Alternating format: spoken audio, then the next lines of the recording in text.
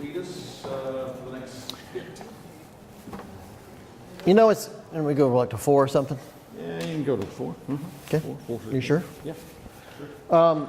While we're talking about influence, let me give you, before we open, and if you got any questions and answers, I want to deal with them. But before we do it, let me take just 10 minutes and talk a little bit about influence. Some of you guys mentioned influence. Let me talk to you about influence from a purely practical perspective. We live and work in Los Angeles, in Hollywood, and a couple years ago, I started thinking about Hollywood is the most influential place on the planet. There's no question about it. When after 9/11, the World Trade Center was destroyed by terrorists, the Allies invaded Afghanistan. And after the initial fighting was over, and it was it was just devastation everywhere. After that huge fighting was over, when things started to settle down again, the first public buildings to reopen in Afghanistan were not government buildings, they weren't hospitals, they weren't schools.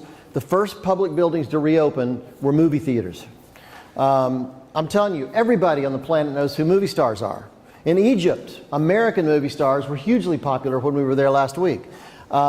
Hollywood is extraordinarily influential. So I started wondering, we're not.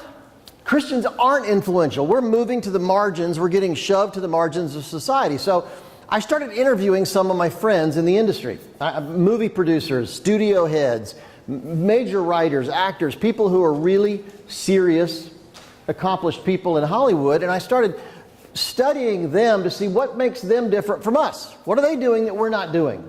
Came up with 10 things. And I want to share it with you because outside the spiritual realm, it's just interesting that these are things they do that we don't for the most part, and they're the most influential people on the planet. Let me just share, see you decide what you want to do with it, but I think it's interesting. Number 1, they have ambition. People in Hollywood have ambition. There's something about Christianity that makes us think we're not supposed to have ambition. We're supposed to be humble. Certainly humility is fantastic, but you know what? Throughout the Bible, leader after leader after leader had enormous ambition. I think about Nehemiah's ambition to rebuild the walls of Jerusalem. For the people of his time, that was a huge thing. Leaders, influencers today have extraordinary ambition. It's not selfish ambition I'm talking about. I'm talking we need to have godly ambition. And so think about that. It's just interesting about ambition. Number 2, influencers in Hollywood know the business. I'm amazed at the number of Christian media professionals that don't really know how media works. They don't understand how television stations work, how radio stations work. They just feel God's called me to media, but they have no clue what social media analytics are. Let me tell you something. In Hollywood, they understand how the business works. You can ask a makeup artist, and she can tell you how studios distribute films. You can ask a writer. He can tell you how movies are produced. They understand the business, and yet for the most part, we don't. We don't. We think about our calling, we think about our ministry, but we don't really understand the business of how this media thing works. We need to. We need to really understand. We need to compete, and we need to get out there. The third thing I found out, influencers in Hollywood have a bigger vision than we do. A few years ago, a movie came out based on the Noah story. Paramount Pictures made it. Many of you saw it. Russell Crowe was Noah. And if you saw it, it was not really the biblical story of Noah. It was close, but they added a lot of Jewish midrash stories, a lot of cultural myths to it. It really didn't tell the real accurate biblical story. However, Hollywood believed in the Noah story so much that they were willing to put $250 million into making that movie. They missed the mark, theologically. However, I have yet to meet a Christian who believes so much in the Noah story and telling it well that they'd be willing to put up $250 million. Hollywood producers and leaders and influencers have vision. Fourth thing, and this is something I want you to write down. The influencers I discovered in Hollywood have a creative routine. Let me tell you something. Creativity is not about inspiration. Creativity is about routine. Showing up every day and doing the work. You tell this to your staff when you get home. The best definition of creativity I've ever heard is the art of creativity is the art of connecting the seat of your pants to the seat of a chair. It's about showing up every day and writing, doing music, thinking, whatever it is you do, every day. There's a book out that came out about a year ago called Daily Rituals. It's a terrific little book, and they track 100 of the most creative individuals of the last 200 years worldwide. And all they did was look at their daily schedule. And you know what they found out? The 100 most creative people of the last 200 years in the world were slaves to routine. Every day they showed up, they sat at their desk, they worked it out. They did not wait for inspiration to hit them. They didn't wait for the Lord to speak to them. If He does, I hope that happens to you. But if He doesn't, I'm going to show up and do the work. They're slaves to routine. Find your creative routine. It's incredibly, incredibly important. And let me get to that. It's called Daily Routines. Daily Rituals. I'm sorry, Daily Rituals. It's a great book.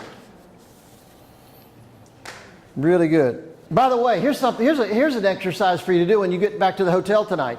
Take a piece of paper and draw a line down the middle.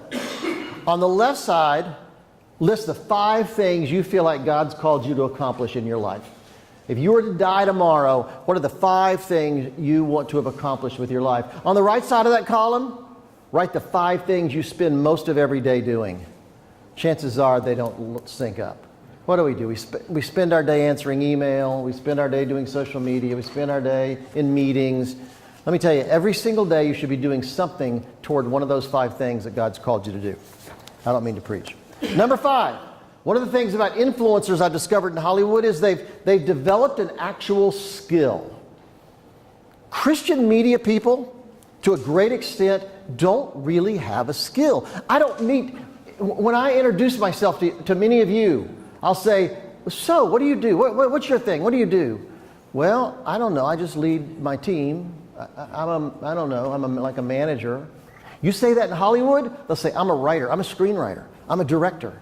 I'm a producer. I'm a video editor. They've developed a skill, and it gives them enormous influence because they're good at it. People respect it, and they're in demand. What's that skill that you have? What are you better at than anybody else? Think about it. Think about it. Number 6, influencers in Hollywood are ruthless about their time.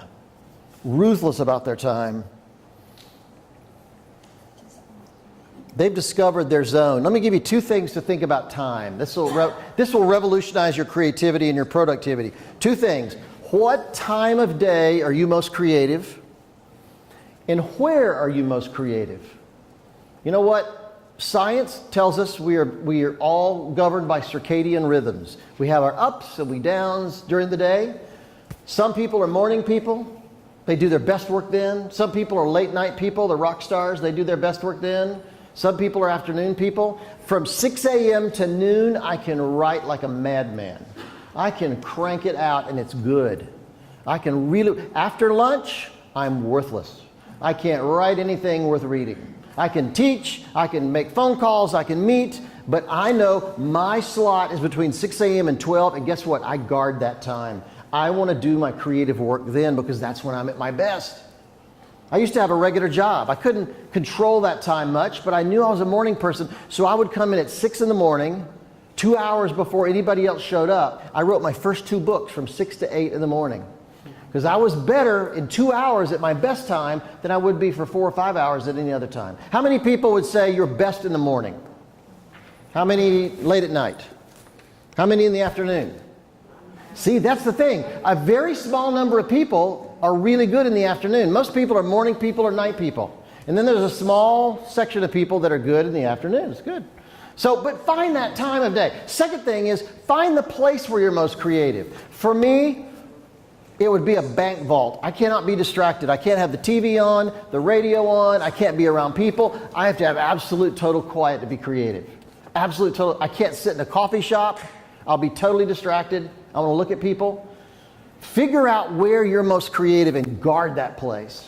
Create an environment where you can do your best work. Influencers understand where they do their best work. By the way, some research just came out recently that says the dull noise, the roar of a coffee shop conversation is very stimulating to some people. Not to me, but for some people it is. So if you like to, I have a friend, a movie just came out in the U.S. called Sully, about Sully Sullenberger, the pilot that landed the plane in the Hudson River last year. Our friend, one of our best friends, is the writer of that film. He writes in coffee shops. He starts at a coffee shop in the morning, moves to a restaurant in the afternoon, moves to another restaurant at night. I mean, he lives in coffee shops and restaurants. That's where he loves to write. And he just wrote a movie for Clint Eastwood, so it must be working. So figure out where you're most creative and what time. And by the way, when it comes to being ruthless about your time, learn to say no. Learn to say no. You know, we often think as Christians, we're supposed to say yes to everybody. Bob, go get that file for me. Sam, can you run down the hall and get that? Susan, can you answer the phone? You know what? There's a time when we should say, you know what? I believe God's called me to do something and I need to focus on it. If you spend your whole day answering email, guess what? You're spending your day responding to other people's priorities. If you really feel God's called you to accomplish something important in your life, learn to say no. Don't be a jerk. Just nicely learn to say no. Warren Buffett, the famous investor, said the difference between successful people and really successful people is that really successful people say no most of the time because they know they need to focus and do the work they're called to do. So it's something to think about. Something to think about. And by the way, you can be nice by saying no. I have people, because I teach a lot, I have people all the time that will call me and say, hey, Phil, I'd like to come over to your office and pick your brain, talk to you for a couple hours. Would you mind doing that? Well, no, I don't want to do that because they don't want to pay me. I'm not going to make any money. I got to work. I got to make a living. And but over and over, Phil, can I come over and pick your brain for a couple hours? I have an idea I want to run by you. And I'm not a jerk. I like to do it, but it's just too much. So I was complaining about that to my daughter one time. And she said, Dad, I'll take care of this. So when people would call and say, I want to schedule a time I can come over and just spend some time talking to Phil, she'd say, that's awesome. That's fantastic. Phil would love to do that. He's had so many calls after writing his books, and we'd love to do it. So we blocked out a certain time every week for him to have people come over and pick his brain, talk to him about ideas. And it starts at $350 an hour. So just tell me when you'd like to do it. And about 80% of the people got really quiet and never called back. And about 20% of the people said, that's amazing. When can I sign up? So I'm making money off saying no. It's great. It's brilliant. You can be creative at this. All right, number 7, last 3 things. Influencers are problem solvers. Influencer problem. And let me tell you, this is huge. Stop thinking of yourself as an employee, as a leader. Start thinking of yourself as a problem solver. You know what? That's what we do. We are paid to solve problems. That's what we do. We are paid to solve problems. And I discovered that in Hollywood, people that solve big problems are valued and they make an enormous amount of money. And they have huge influence. I pay, if someone comes to clean my house, I pay her one thing. My lawyer, my attorney, I pay something altogether different. Why? Because he solves much bigger problems for me. So stop stop complaining about your salary. Start looking for a bigger problem to solve. Influencers think of themselves as problem solvers. Number 8, influencers have enormous people skills. They're brilliant working with people. They are brilliant working with people. Number 9, they think like freelancers. I want you to listen to this because I want you to teach your team this. There are 2 kinds of people in Hollywood: full-time employees and freelancers. Full-time employees have a job. They get a salary every week or every month. They're set. They have insurance benefits. Freelancers work for themselves.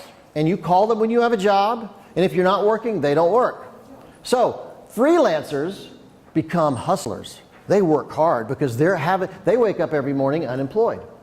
So when I'm on a set, when I'm making a film or shooting a television show in Hollywood, the minute I yell cut, I can always tell the freelancers because they pull out their cell phones and start talking on them because they're trying to line up their next job. They hustle. Always be that guy. Always be that guy. Too many people get complacent. I have people that call me all the time that have had a job for years and years and years. They've got laid off. The company goes out of business. They get fired, whatever. They're paralyzed, terrified. Yet freelancers always are ready. They're always making phone calls. They're always connecting with people. They're always developing relationships.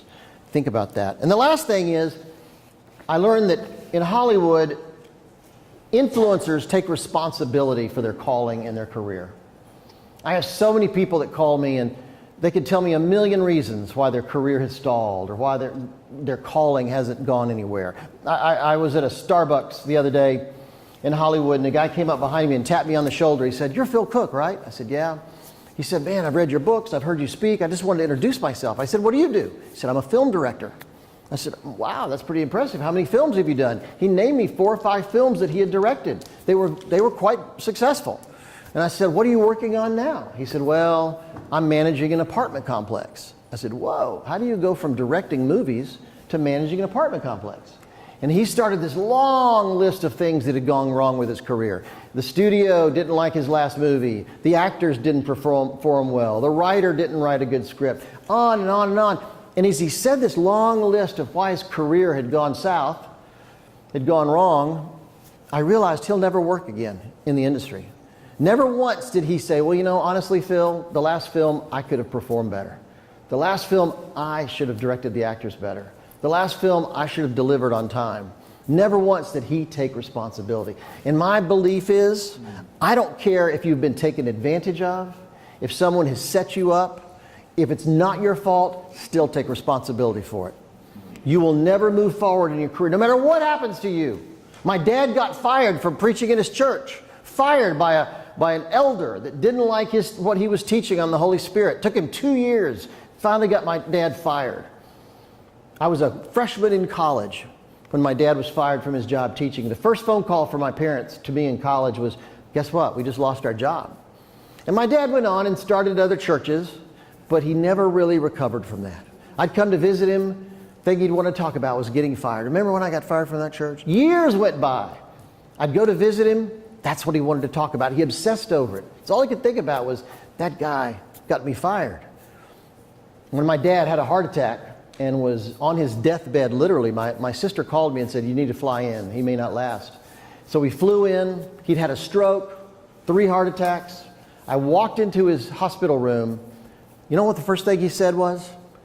35 years later, the first thing he said was, "You remember that guy that got me fired years ago?" He wanted to talk about that. Guess what? My dad's ministry never grew.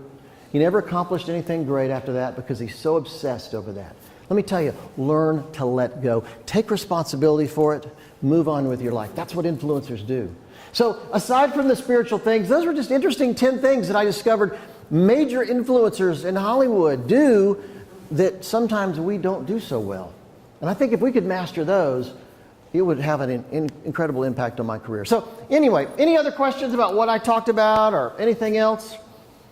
Anybody angry or upset, bitter? I can handle it. Any frustrations with Ron? Tell me those.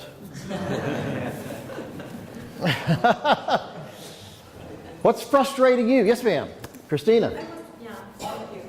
I was thinking about about the place and the time when you are the most creative. Yeah. So I lead a team of 10 people. Okay. Some of them are very good with a routine. Yeah. But some of them are crazy. They Yes. don't fit in any place.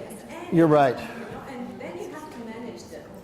And to say, okay, you have to be here at 10 o'clock. But no, my mind works better Right. at 6 p.m. So Yeah. Sometimes it drives me crazy. Can I have my water? Let me have my water thing here. I totally get it. I totally get it. Creative people can be crazy. Yes, go ahead.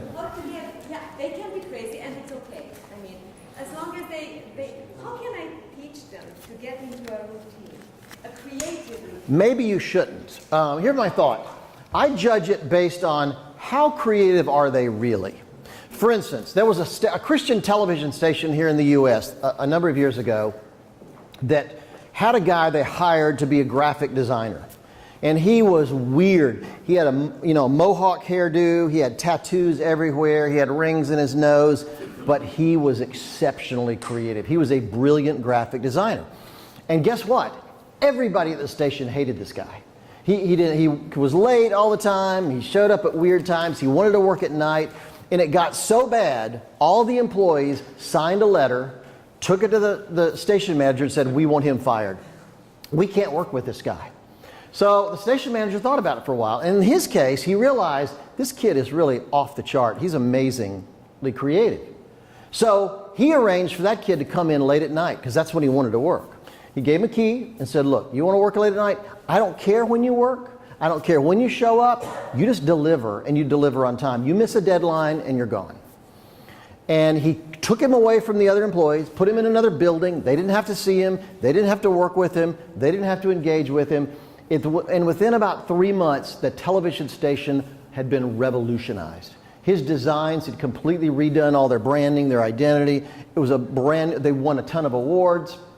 And he solved it by just kind of separating people. You'll find with creatives that there are creative people that are really driven, and there are people that aren't driven. Never put them together. They will drive each other crazy. Absolutely drive each other crazy. So with our team, I keep them separated to a certain degree, bring them together for meetings and things, but for the day-to-day work, I will often keep really driven people a little bit away from the people that aren't so driven, because together they just drive each other nuts. So, but here's the deal. If they're not that creative, if they think they're creative but they're not, I make them show up with everybody else. I mean, I'm very careful. I keep a tight rein on them.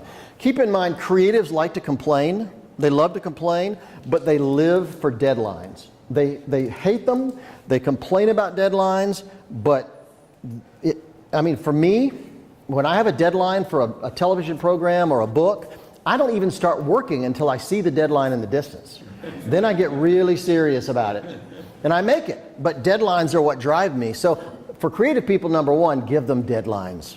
They don't respond to showing up on time. They may not respond to dress codes, but they respond to deadlines.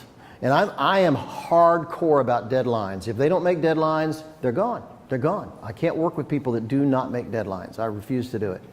And so sometimes it's a matter of measuring their creativity. If they're really super creative, figure out a way to work around it. If they're not, put them in with a herd and let them deal with it. And if they move on, fine with me. Does that make sense at all? Any other questions like that? Yes, sir. How can we motivate our pastors to make from them TV stars?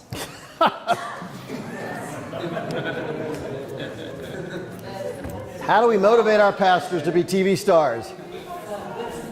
That's a good question. Here's the thing. If you're a pastor, you think the answer to every problem is a good sermon. You don't think the answer to every problem is a video or a radio program or a podcast or a social media campaign. You think the answer to everything is a good sermon. That's his gift. That's the way he looks at the world. That was what he was trained to do. So always keep that in mind. That's a big reason it's difficult to get them to understand media, because they live to preach. That's what they're all about. Trust me, I spent 40 years trying to get pastors to understand television and movies and other stuff, and they dig preaching. That's the way their world is preaching. So here's some of the things I've discovered that really, really help. Number one, you have to get on their wavelength. I don't talk about media, I talk about ministry. So when I sit down with a pastor and I know he's reluctant or inexperienced or not sure about television, I don't talk about media. I talk about what he's interested in. I want to find out who he wants to reach. And let me tell you something, the secret is, when I explain to him how media can make his audience into the millions, they start to come around. They start to come around. They don't care about cameras. They don't care about lights. They don't care about microphones. They care about reaching a lot of people.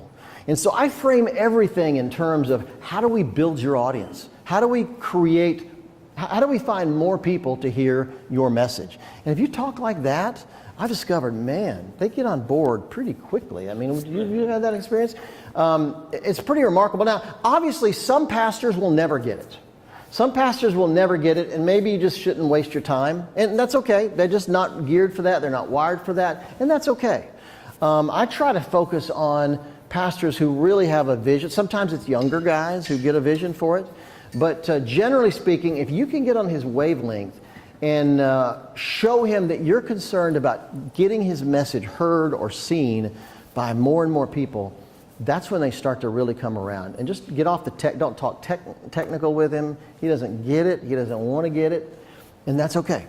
That's okay. I think that's a big part of it. Big part of it. Yes, sir.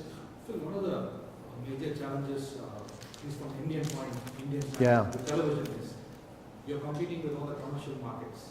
And Yes. Which was one way there. And then you're having an employee base who's been with you, but we do a lot of multitasking with the employees. Yes. Like, example, my company, we have about 80 full-time employees. Wow. And 20 part-time. But then the challenges I have is, they come, they learn the job, and once they learn the job, they want to leave because they're getting paid 3 times more, 4 Yeah. times more. So, but also there are people who have stuck to our company for 15 years, 20 Okay. years. But is there something that we can still add value? Okay, I want to be in this company, but if I go out, I learn 4 times more. Yeah. But I still want to be in this company. Is there something that we can develop? Because the companies who are making the money Yeah. are getting amazing revenue. Yeah. Whereas guys like me are not making amazing revenue. Yeah. So It's a great question. challenge here. It is a challenge, and I'm not sure I have the answer, but let me tell you what I do. Let me give you an idea of what I do with my team. Let me start at the other end of the spectrum. I fire a lot of people. And this may get me in trouble with some of you. I fire a lot of people. I think the church confuses loyalty with competence. Do you understand what I mean? We think because Brother Bob has been around for 20 years, he's terrible at what he does, he's horrible at it, but let's give him a raise because he's been loyal. That's no way to compete with the world. That's no way to actually, hey, the stakes are high. We're trying to reach the world for Jesus. I'm not willing to let Bob stay around if he's terrible. I don't want to kick him out. I want to help him find another job where he can do well. But I'm not hesitant to fire people. I got in trouble in India, by the way. I was saying this to a group of pastors, and they almost beat me up. They said, no, you're not supposed to fire anybody. You don't fire people. And I said, oh, yes, you do. I sure do. And so number one, think about creating a team that's extraordinary at what they do. And to do that, you have to get the wrong people off that team. Get them off the team. But as far as motivating them, some of the things I do with my team is, just as I mentioned a minute ago, I don't really care about people showing up on time. I don't really care about when they come, when they go home. I give my employees tons of time off. Tons of time off, but when it comes to deadlines, they better deliver, and it better be amazing. So I don't care whether they edit at home or whether they edit in my office. I don't care what they do or where they do. I don't really track them. I'm not a micromanager. My feeling is if I've hired the right people, they will deliver. And what happens is they love that. And they would rather have time than more money. They would rather know that I will let them off on Friday afternoon if they need to. If they need to go see a friend or run an errand or whatever, I'll be flexible with them. That is so valuable to them. I really don't have to compete financially with studios. I mean, I've lost people. We had a financial person in our office that I lost to Walt Disney Studios. How do you compete with Walt Disney Studios? There's no way. But for the most part, I have an amazing team, largely because I give them a lot of slack. I also send them to a lot of events. I'm willing to help educate them. So I send them to conferences, I send them to special events in Hollywood, and any place where they can learn and grow. I want them to do that. So they know, hey, I'm going to get a chance to grow if I work for Phil. I'm going to get a chance to be flexible with my time if I work for Phil. And the other thing, too, with vendors of mine, I'm really hardcore about paying on time. And I know it's tough sometimes, but I'm telling you, whenever I possibly can, I want to pay on time. And what I've discovered is I've actually had freelancers turn down higher paying jobs for one of my jobs because they know I'm going to pay them when the job's over with. I'm going to be loyal to them and pay them. So I think there's other things that you can offer people, flexibility, time, things like that, training opportunities. Some people you'll lose. There's nothing you can do about it. They're not thinking about ministry so much as money. But I also want to be a real friend to them. I mean, I'm not a buddy. I'm not somebody that's going to go out with them to eat on Friday night. However, I want them to know that any problem they can come to me and feel really comfortable with it, and I'll help them. I just think it's really important that as Christians, we raise the bar when it comes to leading and how we deal with our team. Your team is incredibly important. I've got 5 people right now that are all over the world shooting for me. I'm not there. I trust them, and they'll bring back amazing stuff, largely because I've hired the right guys, and it's fantastic. Yeah. I'll say a comment about that too, from our point of view in the office.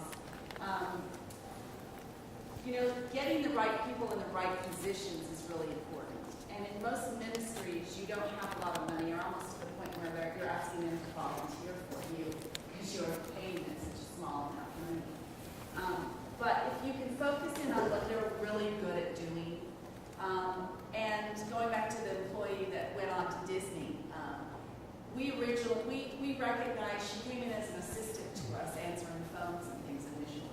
But we recognized that if she'd been there a while, that she was really great with numbers and financial things. So we readily found her a place and got her in a position of actually handling budgets and doing things like that. She stayed with us for 7, 8 years because she was in a position where she was loving coming to work because she was doing what she wanted to do. And when Disney came in with an offer for her to go in the studio, she was really reluctant to leave us because she was enjoying so much of what she was doing.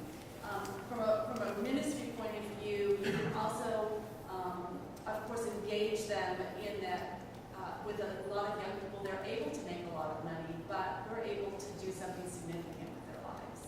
And so that's an important aspect of who they are and staying in the ministry or in a lower paid position.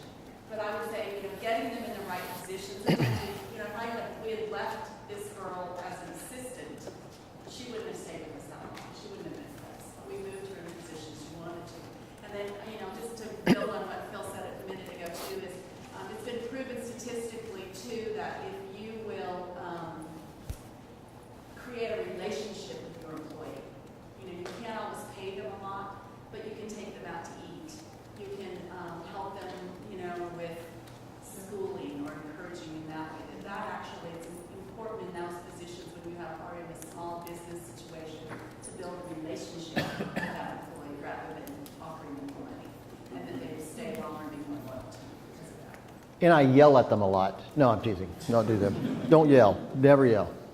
Any other questions? Boy, I need to start preaching. Theo. How do you balance employees' values with his skills?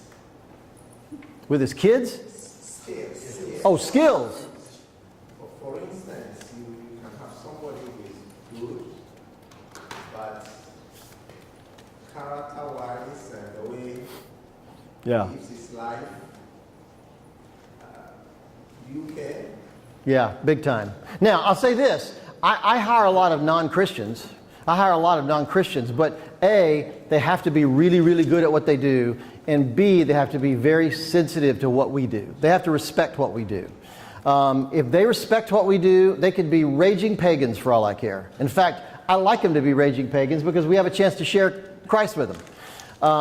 And sometimes they actually become Christians just being around us. But most of our team is Christians, but I don't mind hiring. I've hired a lot of non-believers over the years. What I won't do is if their morality, if there's moral problems, behavior problems, I don't care how good they are. Don't hire the genius who's a problem.